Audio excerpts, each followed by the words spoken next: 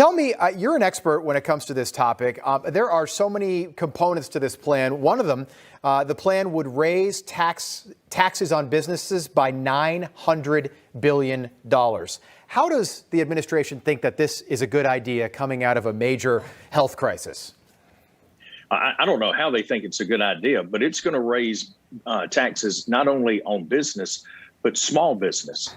Our innovators, our job creators, the real heart and soul of our economy is about to be gutted by the Democrats' tax plan. And not only that, but they're coming after middle America, working class folks that are out there every day trying to do the right thing, provide for their families. The Democrats have demonstrated that they are at war with work. They're not at war with terrorism in Afghanistan. They are at war with work here in America. It's a sharp divide about how we see the world. We believe that America should be the most competitive place in the world to do business, that our small business and our innovators should be at a competitive advantage around the globe, and that our workers should be at a competitive advantage around the globe. Democrats see it differently. Congressman, we had one of your colleagues, Ashley Hinson, on the program earlier this morning. I made a list just talking about inflation, where we are right now. Car rental prices up 73%. Gas is up 98%. This is all year over year. Hotel prices, if you want to take your family to Disney or just a weekend away, the cost of a hotel room is 24% more expensive today than it was 1 year ago. And milk is up 8%. People are paying more for everything across the board. At what point do you think this is going to start to affect people when they are running for re-election, like, say, the midterms 15 months from now?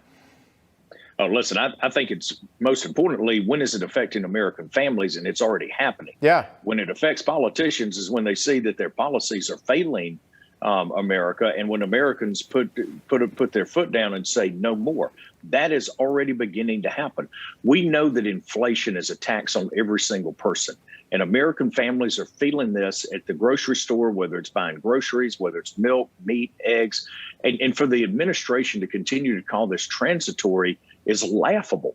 Listen, this has set in, it's affecting American families. And their response is to spend more money, drive inflation higher, and pay more people to sit on the sidelines and not produce the goods and services that we need. Yeah, people vote with their wallets, though. Hopefully, they do so in November 2022. While I have you, Congressman, I just want to ask you quickly about Secretary of State Antony Blinken's remote testimony. He couldn't make the trip down from the State Department to Capitol Hill to testify yesterday. But he said, and I'm going to play you the soundbite, but he said basically we had no idea that Kabul and the rest of Afghanistan would fall in just 11 days' time. Take a listen. Even the most pessimistic assessments did not predict that government forces in Kabul would collapse while U.S. forces remained. As General Milley, the chairman of the Joint Chiefs of Staff, has said, nothing I or anyone else saw indicated a collapse of this army and this government in 11 days. Is that a lie? Because we know that President Biden spoke with the then president of Afghanistan in July and tried to strong-arm him into changing the messaging around the preparedness of the Afghan army to fight the Taliban. Blissful ignorance is no excuse for leaving Americans in the hands of terrorists and leaving the Taliban $80 billion worth of military equipment. The Secretary of State is being disingenuous not only with Congress, but with the American people. And if he did not know this, shame on him. He is either completely living in a bubble or he is lying. I suspect it's a combination of the two, because the bubble that they live in causes the Democrats to see the world in a very distorted way. It's not reality, and this guy needs to go. He needs to resign. That's well put, sir. Congressman Drew Ferguson, good to see you again. Thanks so much for coming on. We appreciate the expertise. Thanks, Rob. Glad to be with you. All right. You